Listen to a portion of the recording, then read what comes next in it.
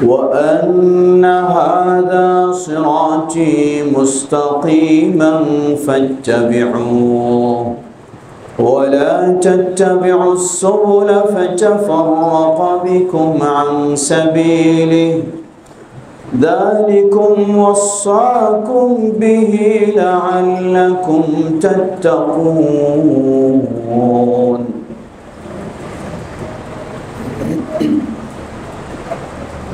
وصح عن النبي صلى الله عليه وسلم أنه قال: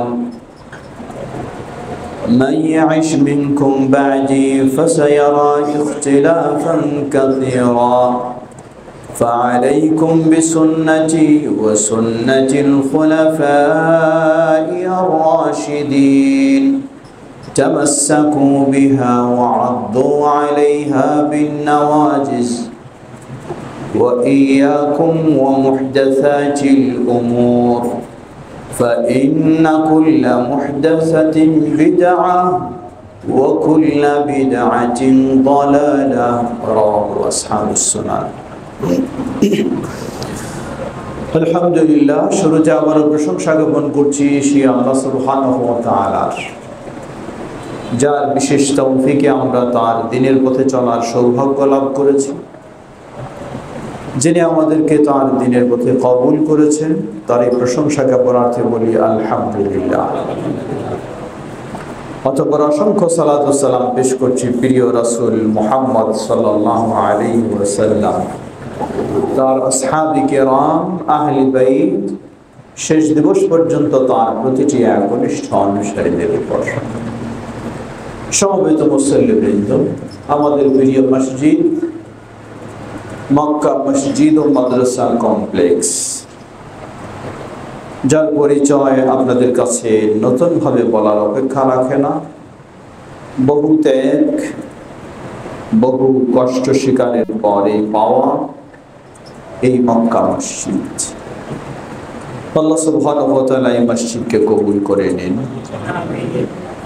যেন সত্যিই মক্কা থেকে সারা বিশ্বে ছড়িয়ে যাওয়া সঠিক দিন, তাওহীদ ও সুন্নাহর দিন, যেমনি ভাবে মক্কা থেকে সারা বিশ্বে ছড়িয়ে গেছে, আজকে সেই মক্কা মসজিদ নামেও যেন এখান থেকেও সর্বত্র সেই তাওহীদ ও সুন্নাহর আলো ছড়িয়ে যায়।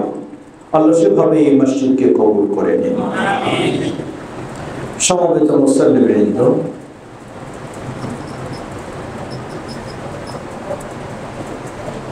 মসজিদের পরিবেশ তথা এখনো আমরা প্রাথমিক পর্যায়ে রয়েছি। এই প্রচন্ড গরমে কতই না কষ্ট হচ্ছে। আপনারা কষ্ট করে এসেছেন, পর্দার আড়ালের মা বোনেরা তারা আরো বেশি কষ্টে রয়েছেন। অথচ আশেপাশে অনেক মসজিদ পাওয়া যায়, সেখানে এসির সুন্দর ঠান্ডা বাতাস রয়েছে, সুন্দর ঝকঝকে পরিবেশ রয়েছে। তা বাদ দিয়ে কেন এই গরমে আপনারা কষ্ট করতে আসলেন? কারণটা কি? একথা যখন ভাবলাম, ভেবে একটি আয়াতের কথা স্মরণ হলো, তাই মনে করছি আজকে সেই আয়াতকে সামনে রেখেই আজকের জুমার খুতবা হবে ইনশাআল্লাহ। আয়াতটি সূরা আনআম 153 নম্বর আয়াত। আল্লাহ সুবহানাহু ওয়া তাআলা এই আয়াতের বর্ণনাটা এমন ভাবে দিয়েছেন, সেটা যেন বলতে পারি এই মক্কা মসজিদের অবস্থাটা সেরকম। আল্লাহ রাব্বুল আলামিন বলেন, ওয়া আন্না হাযা সিরাতি মুস্তাকিমা ফাত্তাবিউহু ওয়া লা তাত্তাবিউস সুবুলা ফাতাফাররাকা বিকুম আন সাবিলি যালিকুম ওয়াসাকুম বিহি লাআল্লাকুম তাত্তাকুন। আল্লাহ বলছেন, জেনে রাখো, নবী সাল্লাল্লাহু আলাইহি সাল্লামকে নির্দেশ দিলেন, তুমি বলে দাও, তোমার উম্মতকে জানিয়ে দাও, ওয়া আন্না হাযা সিরাতি মুস্তাকিমা, এটাই হলো আমার সরল সঠিক পথ।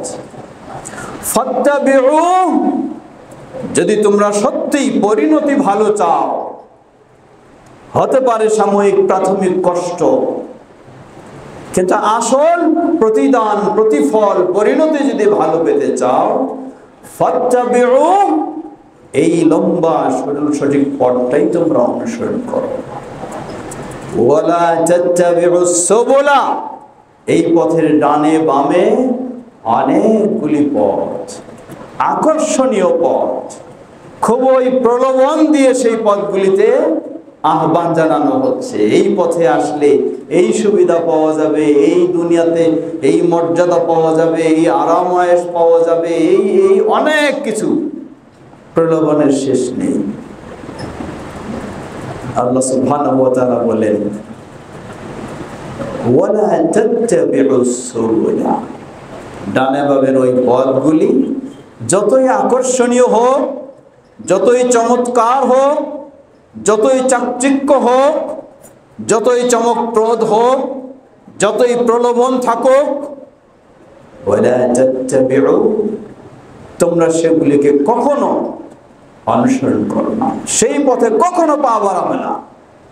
যদি পা বাড়াও, ফাতাফাররাকা বিকুম আন সাবিলি, তোমাদের আসল মাকসাদ থেকেই তোমাদেরকে বঞ্চিত করবে, আসল পথ থেকেই তোমাদেরকে সরিয়ে নিয়ে যাবে।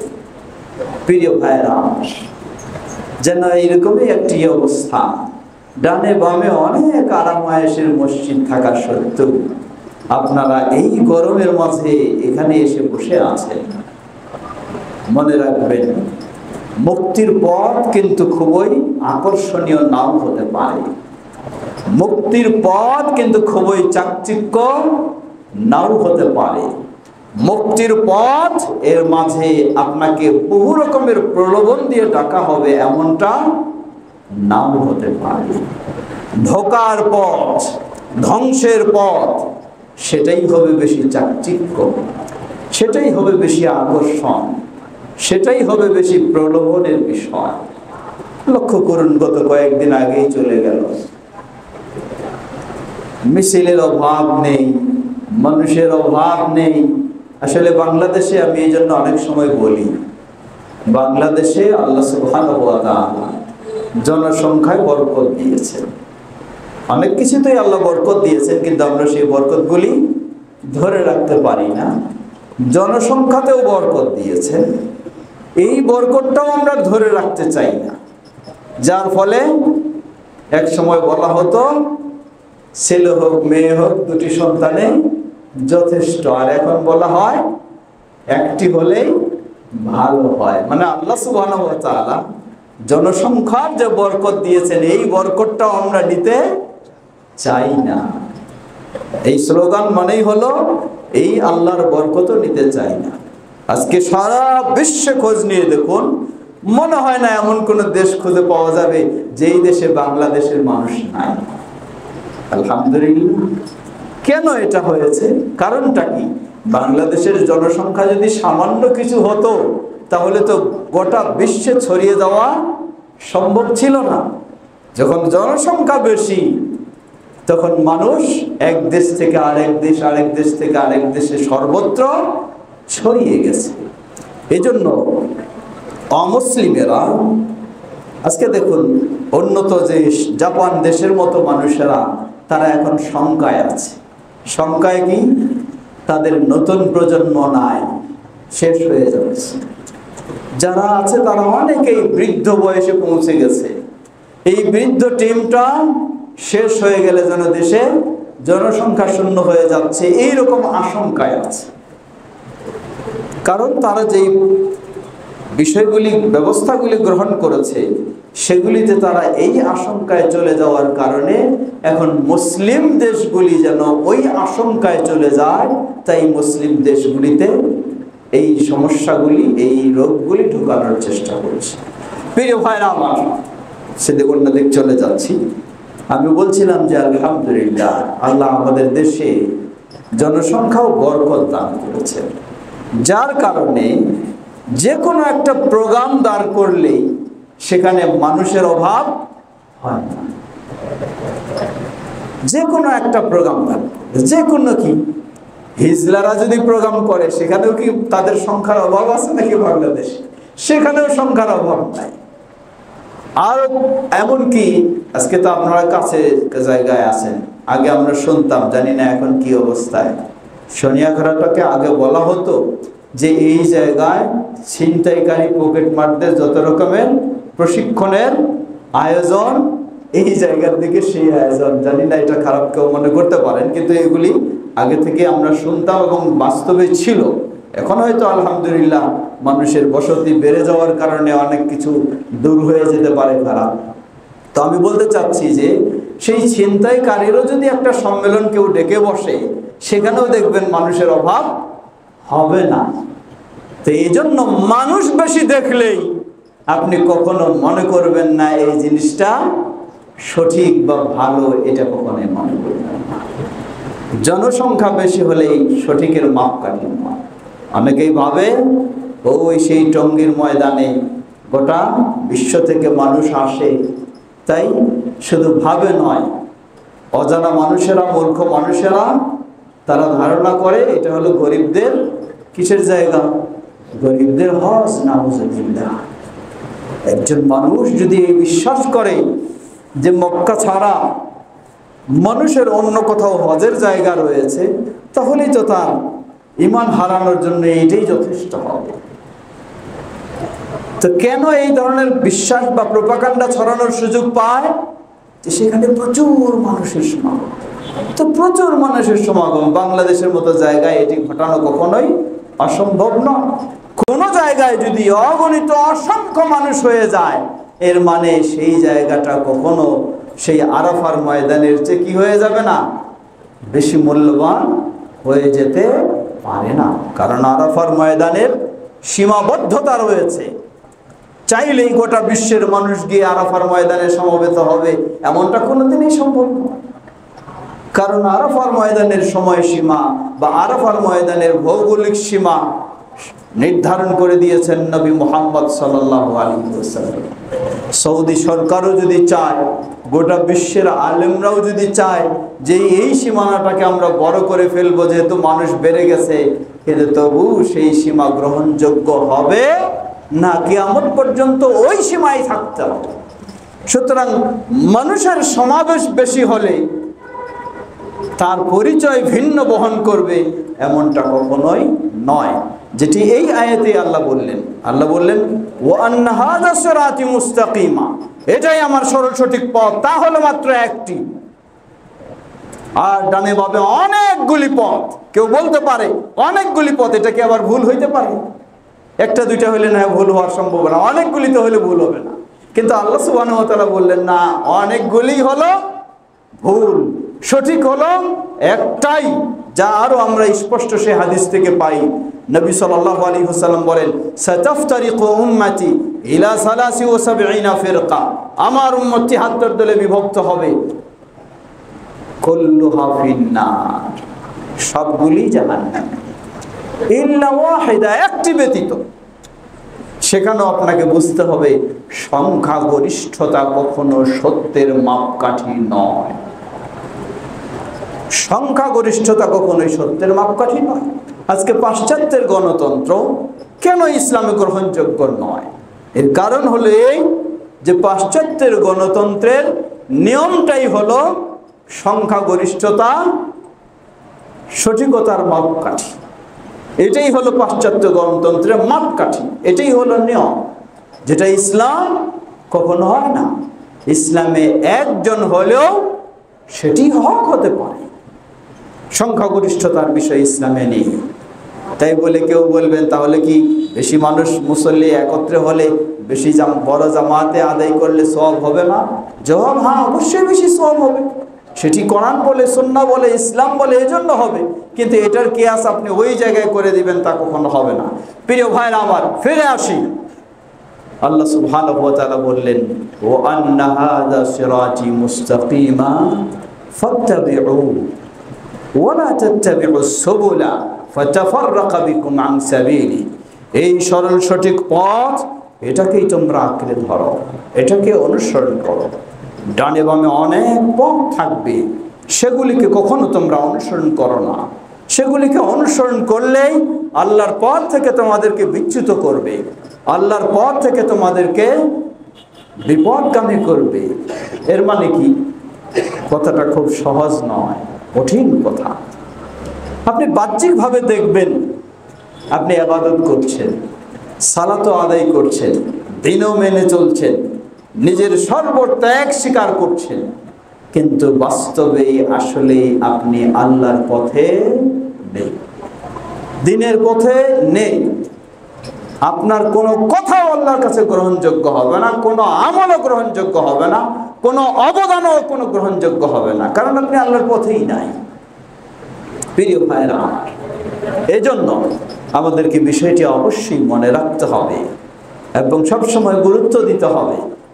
চাকচিক্য দেখা গেলে বা সংখ্যাগরিষ্ঠতা পাওয়া গেলে বা অনেক কিছু ফজিলত, মন গড়া ফজিলত শুনলেই আপনি সেদিকে ছুটে যাবেন, তা কোনোদিনই হকের বিষয় হতে পারে না। এখানে কয়েকটি এই আয়াত আমাদেরকে শিক্ষা দেয়। প্রথম হলো হকের সংখ্যা সীমাবদ্ধ কম, বাতিলের সংখ্যা বেশি। দ্বিতীয়, হকের সংখ্যা প্রচুর ধৈর্যের প্রয়োজন রয়েছে। সাহাবী আব্দুল্লাহ ইবনে মাসউদ রাদিয়াল্লাহু আনহুকে জিজ্ঞাসা করা হলে এই আয়াতের তাফসীর, তিনি বলেন, তারাকানা মুহাম্মাদুন সাল্লাল্লাহু আলাইহি ওয়াসাল্লাম আলা আদনা ওয়া তারাফুহু ফিল জান্নাহ, যে ওয়া আন হাদা সিরাতি মুস্তাকিমা, এই যে সঠিক পথ, এর ব্যাখ্যায় তিনি বলছেন যে মুহাম্মদ সাল্লাল্লাহু আলাইহি সাল্লাম আমাদেরকে এক কিনারায়, এই পথের এক কিনারায় রেখেছেন, পথের আরেক মাথা হলো একদম জান্নাতে পৌঁছে গেছে। এর মানে পথটা অনেক দীর্ঘ, এই পথ অনেক দীর্ঘ। এই পথে এসে কেউ যদি তড়িঘড়ি করতে চায়, খুব দ্রুত রাতারাতি আমি জান্নাতি হয়ে যাব, জান্নাত নিশ্চিত করে ফেলবো, তা কোনোদিনই সম্ভব হবে না। আল্লাহ বললেন, ওয়া'বুদ রাব্বাকা হাত্তা ইয়াতিয়াকাল ইয়াকিন, যতক্ষণ পর্যন্ত এই হৃদয়ে, এই দেহে রূহ থাকবে, ততক্ষণ পর্যন্ত ধৈর্যের সাথে আমাকে ওই পথে অটল থাকতেই হবে। কোনো শর্টকাট সুযোগ নেই, লম্বা দীর্ঘ পথ। যতদিন আপনি বেঁচে থাকবেন ততদিন এটার উপর আপনাকে ধৈর্যের সাথে অটল থাকতে হবে। এটি হলো আরেকটি অত্যন্ত গুরুত্বপূর্ণ দিক। এজন্য আল্লাহ রাসূল সাল্লাল্লাহু আলাইহি ওয়াসাল্লাম তিনি বললেন, জেনে রাখো, মান ইয়াইশ মিনকুম বা'দি ফাসায়ারা ইখতিলাফান কাসীরা, আমার পরে যারা বেঁচে থাকবে তোমরা ইসলামে অনেক মতভেদ দেখবা, ইসলামে অনেক মতভেদ দেখবা। সমস্যার সম্মুখীন আপনি আজকে হবেন। রাসূল সাল্লাল্লাহু আলাইহি সাল্লাম তাও আমাদেরকে ভবিষ্যৎবাণী করে গেছেন, কারণ তিনি তো গায়েব জানতেন নাকি? না, তিনি গায়েব জানতেন না, তবে তিনি গায়েবের তথ্য আল্লাহর পক্ষ থেকে ওয়াহির মাধ্যমে লাভ করতেন। তিনি গায়েব জানতেন না, কিন্তু তিনি গায়েবের তথ্য আল্লাহর পক্ষ থেকে ওয়াহির মাধ্যমে লাভ করতেন। সেই আলোকেই তিনি ভবিষ্যৎবাণী করে গেছেন, আমার পরে যারা তোমরা থাকবে বেঁচে, তোমরা ইসলামের নামে অনেক মতভেদ দেখতে পাবে। সমস্যার কথা তিনি বলে গেলেন, যেমন সমাধানও তিনি দিয়ে গেলেন। সমাধান কি? ফালাইকুম বিসুন্নতি ওয়া সুন্নতি আল খুলাফা আর রাশিদিন আল মাহদিয়িন তামাসসাকু বিহা ওয়া আযু আলাইহা বিন নওয়াদিজ। সমাধান হলো, তোমাদের সামনে ইসলামের নামে অনেক পথ আসবে, অনেক মত আসবে। বিশেষ করে এই সংস্কারের যুগে পথের হিসাব আরো নেই। কত পথ আসবে, কত গবেষণা আপনার সামনে আসবে। যেই পরিস্থিতিই হোক, যেই সময়ে হোক, যেই যুগেই হোক, সর্বযুগেই আপনাকে ওয়া আন্না হাযা সিরাতি মুস্তাকিমা, এই সরল সঠিক পথেই অটল থাকতেই হবে। তো আল্লাহ রাসূল সাল্লাল্লাহু আলাইহি ওয়াসাল্লাম বললেন, করণীয় কর্তব্য কি? তোমাদের কর্তব্য হলো যেই যুগেই হোক তোমাদের জন্য মডেল হলেন মুহাম্মদ সাল্লাল্লাহু আলাইহি ওয়াসাল্লাম এবং খোলাফায়ে রাশিদিন। যেই দেশেই থাকি, যেই যুগেই থাকি, সর্বদাই আমাদের মডেল হলেন মুহাম্মদ সাল্লাল্লাহু আলাইহি ওয়াসাল্লাম এবং খোলাফায়ে রাশিদিন। তাদের সুন্নাহকে আমরা আঁকড়ে ধরব। এটাই হেদায়েতের পথ, এটাই মুক্তির পথ, এটাই জান্নাতের পথ, এটাই জাহান্নাম থেকে বাঁচার পথ, এছাড়া ভিন্ন কোনো পথ নেই। এই জন্যই আল্লাহ রাসূল সাল্লাল্লাহু আলাইহি ওয়াসাল্লাম কিছু কঠিন শব্দ ব্যবহার করলেন। বললেন তামাসসাকু বিহা, এই সুন্নাহকে তোমরা দৃঢ়ভাবে আঁকড়ে ধরো। এরপরে আরো কঠিন শব্দ ব্যবহার করলেন, আদু আলাইহা বিন নাওয়াজিজ, এই মারির দাঁতগুলিকে বলা হয় নাওয়াজিজ। এই মারির দাঁতগুলি দিয়ে তোমরা সুন্নাহকে কামড়ে ধরো। সুবহানাল্লাহ। কেন বললেন আল্লাহ রাসূল সাল্লাল্লাহু আলাইহি ওয়াসাল্লাম এত শব্দ, কঠিন শব্দগুলি কেন ব্যবহার করলেন? আসলে কি সুন্নাহকে আমরা কামড়ে ধরবো? তাহলে কেন এইভাবে বললেন? এর কারণ হলো আপনার সামনে এমন এমন প্রলোভন আসবে, এমন এমন চমক দেখানো হবে, আপনি এই সুন্নায় স্থির থাকতে পারবেন না, স্থির থাকতে পারবেন না, ধৈর্য হয়ে থাকতে পারবেন। সুন্দর সুন্দর ব্যাখ্যা আসবে, সুন্দর সুন্দর আহ্বান আসবে, সুন্দর সুন্দর কর্মসূচি আসবে, সুন্দর সুন্দর প্রোগ্রাম আসবে, আপনি সুন্নাহর উপর অটল হয়ে থাকতে পারবেন না। এই জন্য আল্লাহ রাসূল বললেন, মারির দাঁতগুলি দিয়ে কামড়ে ধরো, সুন্নাহ যেন তোমার কাছ থেকে ছড়ে না যায়, তুমি যেন সুন্নাহ থেকে দূরে সরে না যাও। একদিকে সুন্নাহকে সেভাবে শক্ত করে আঁকড়ে ধরতে বললেন, অপর দিকে আবার সতর্ক করলেন, ওয়া ইয়াকুম ওয়া মুহদাসাতিল উমুর, তোমরা সতর্ক সাবধান হয়ে যাও, ইসলামের নাম দিয়ে নতুন নতুন যা তোমাদের সামনে আবিষ্কার আসবে, নতুন নতুন যা আসবে।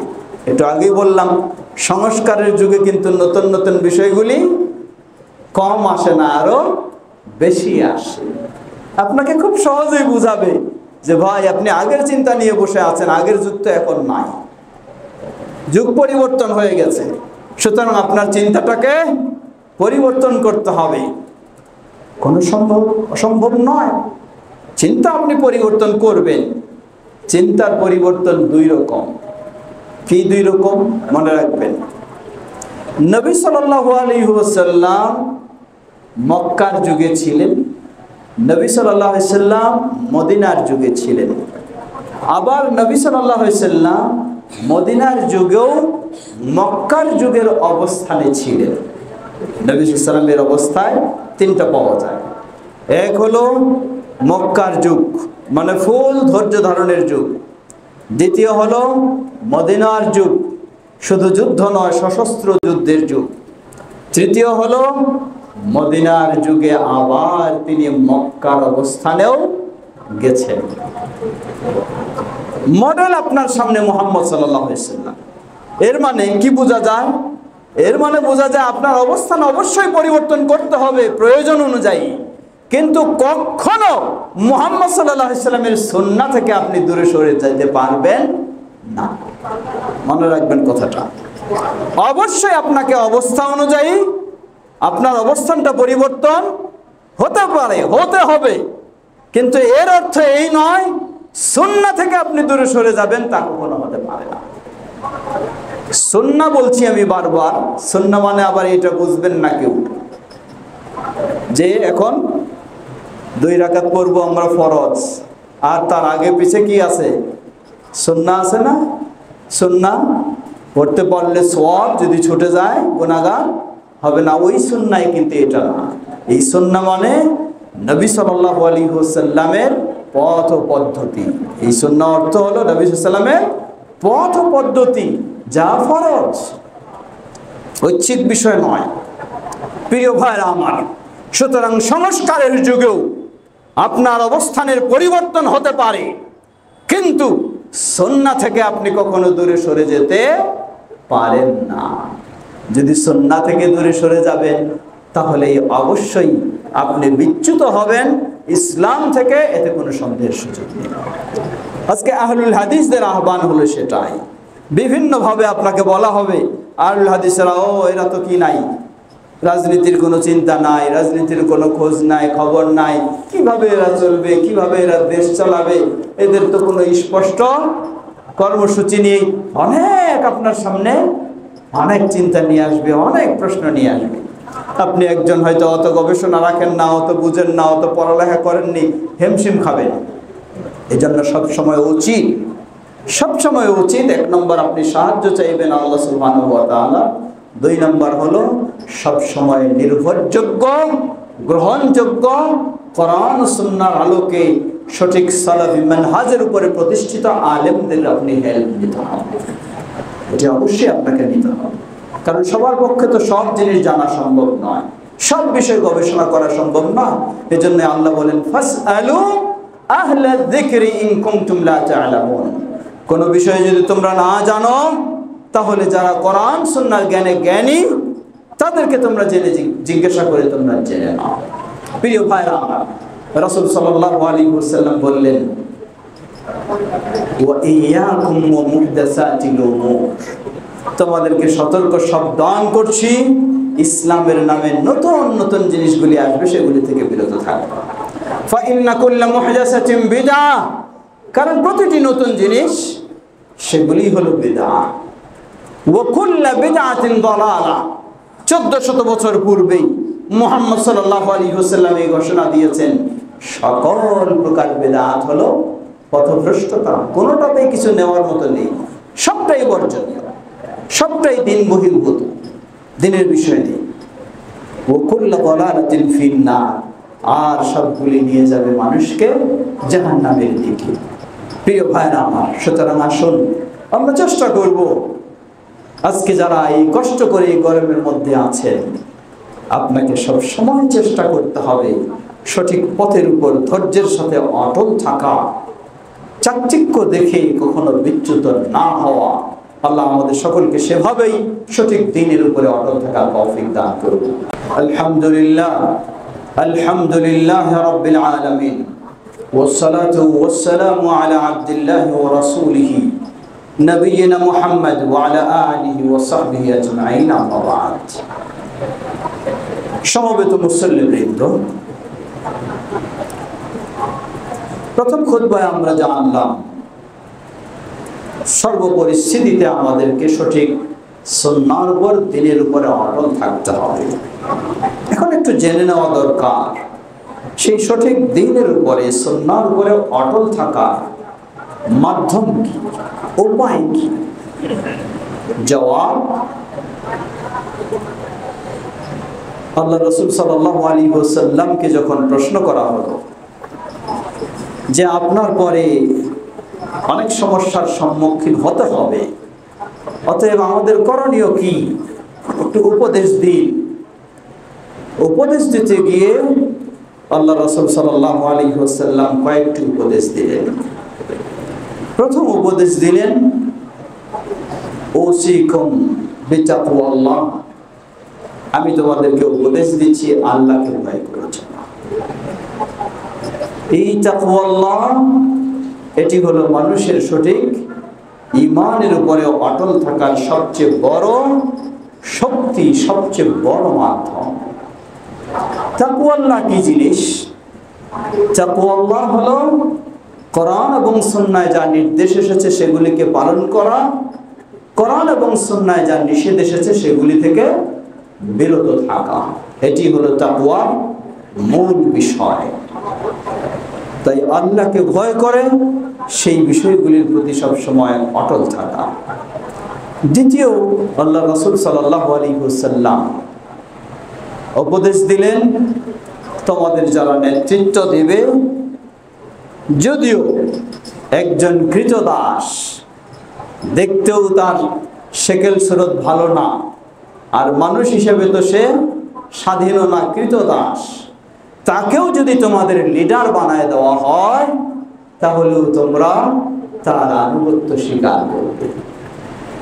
মূলত লিডারের আনুগত্য স্বীকার লিডারের ব্যক্তিত্বের কারণে নয়, লিডারের আনুগত্যের স্বীকার হবে লিডারের নির্দেশের উপরে নির্ভর করবে।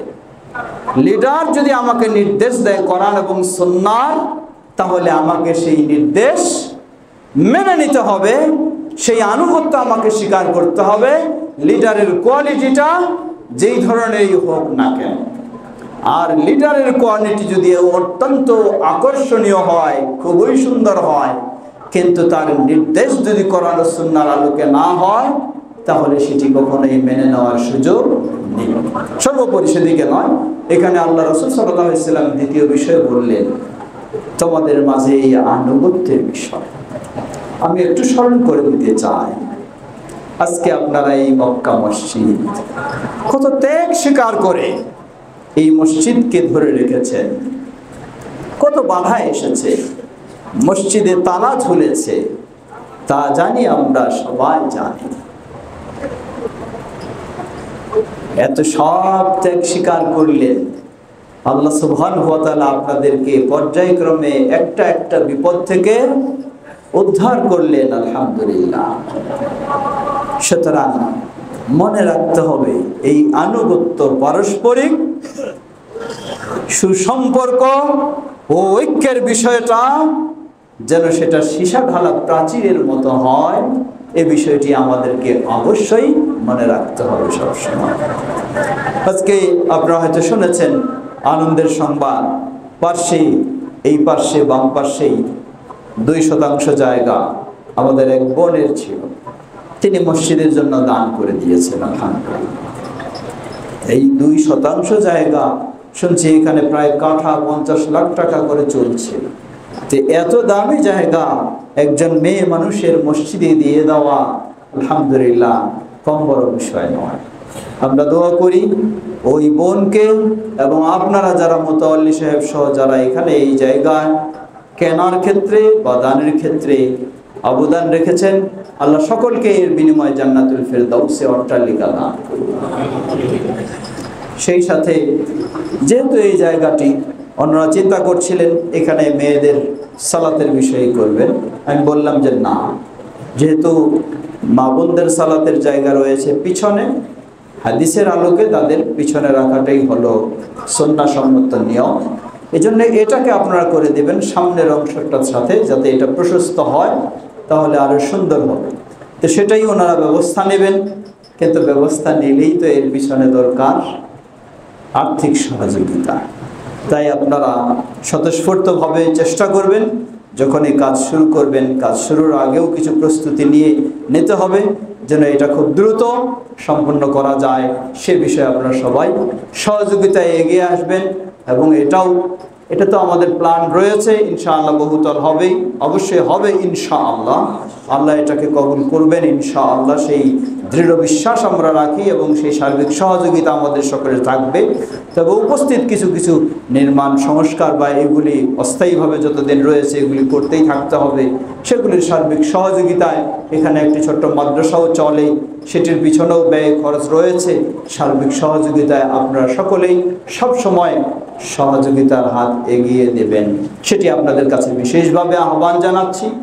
বিশেষ করে যে বিষয়টি আমি বেশি গুরুত্ব দেব, অনেক সময় আমি বলে থাকি, হয়তো এখানেও একদিন আমি বলেছি, সবাই যে সমানভাবে সহযোগিতা দিতে পারবে এমনটা কখনোই নয়। কিন্তু হৃদয় তো আল্লাহ সবাইকে দিয়েছেন। আপনি মন খুলে আল্লাহর কাছে দোয়া করুন, মন দিয়ে আপনি ভালোবাসা দিন, তাহলে হতে পারে একজন মানুষ লক্ষ টাকা দিয়ে সহযোগিতা করে যতটুকু উপকার করবে, আপনি যদি আন্তরিকভাবে আল্লাহর কাছে দোয়া করে ভালো কামনা রেখে চেষ্টা করেন, তাহলে এটাও হয়তো তার চেয়েও আরো বেশি উপকারে আসতে পারে। এজন্যই আমি অনেক সময় বলি যে আপনার দ্বারা যদি কোনো উপকার করা সম্ভব নাই হয়, কমপক্ষে আল্লাহর কাছে দোয়া করবেন, কিন্তু আপনার দ্বারা যেন কখনো ক্ষতি না হয় এটি কমপক্ষে আপনি খেয়াল রাখবেন। কেউ হয়তো বলবেন যে আমরা তো ক্ষতি করার চিন্তা কখনো রাখি না। কি রাখি? রাখি আমরা কিছু সংস্কার করার চিন্তা। কি সংস্কার? এখানে এই সমস্যা সেই সমস্যা, সেগুলির বিষয়ে আমরা কথা না বলে থাকতে পারি না। তাই আপনি কোনো সমস্যা থাকবে, সেটি যৌক্তিকভাবে আপনি দায়িত্বশীলদের সাথে পরামর্শ করবেন, করে সেটি সমাধানের ব্যবস্থা নেবেন। কিন্তু বিভিন্ন গ্রুপিং করে, বিভিন্ন রকমের পরিবেশ নষ্ট করে আপনি সংস্কার করবেন, সমাধান করার চেষ্টা করবেন, আল্লাহ সুবহানাহু ওয়া তাআলা আপনার এই কর্মসূচিটাকে কখনোই মুমিনের কর্মসূচি হিসাবে উল্লেখ করেননি। আল্লাহ বলছেন, কত মানুষ রয়েছে ওয়াইদা কিলা লাহুম লা তুফসিদু ফিল আরদ, যখন তাদেরকে বলা হয় তোমরা বিশৃঙ্খলা সৃষ্টি করো না, ক্বালু ইন্নামা নাহনু মুসলিহুন, তারা বলে না না, আমরা তো বিশৃঙ্খলা করি না, আমরা কিছু সংস্কার করতে চাই, আমরা কিছু ভালো কাজ করতে চাই। আল্লাহ বলছে, আলা ইন্নাহুম হুমুল মুফসিদুন ওয়ালাকিন লা ইয়াশউরুন, না, তারাই হলো ফাসাদ সৃষ্টিকারী, কিন্তু তারা এটা নিজেরাও হয়তো উপলব্ধি করছে না। প্রিয় ভাইরা আমার, তাই আমি বলবো, আল্লাহর সন্তুষ্টি চেয়ে ধৈর্যের সাথে ঐক্যবদ্ধ থেকে আমাদের এই প্রতিষ্ঠানকে সুপ্রতিষ্ঠিত করতেই হবে। সেজন্য সকলেই সচেষ্ট থাকবেন। আল্লাহ সবাইকে সে তৌফিক দান করুন। এক সময় শুধু এটুকু ছিল, পাশেই ডগাইতে আরেকটা, তারপর সেদিকে আবার দারুস সালাম, সেটা আরেকটা, আবার এইদিকে সম্ভবত আরেকটা। তা আলহামদুলিল্লাহ, এভাবেই তো বৃদ্ধি হচ্ছে এবং বৃদ্ধি হতেই থাকবে ইনশাআল্লাহ। কিন্তু এর পিছনে দরকার আমাদের সকলের পারস্পরিক আন্তরিকতা। আজকে বাংলাদেশ জামিয়াত আহলে হাদিস সেই আহ্বানে জানিয়ে যাচ্ছে, সেই ক্ষেত্রে সকলকে সুসংগঠিত হয়ে ঐক্যবদ্ধ হয়ে আমরা যেন এইগুলিকে সামনে এগিয়ে নিতে পারি, সেই চেষ্টা আমাদের সকলকেই রাখতে হবে। আল্লাহ আমাদের সকলকে সে তৌফিক দান করুন। ইবাদাল্লাহ রাহিমাকুমুল্লাহ, اللهم صل على محمد وعلى آل محمد كما صليت على إبراهيم وعلى آل إبراهيم إنك حميد مجيد.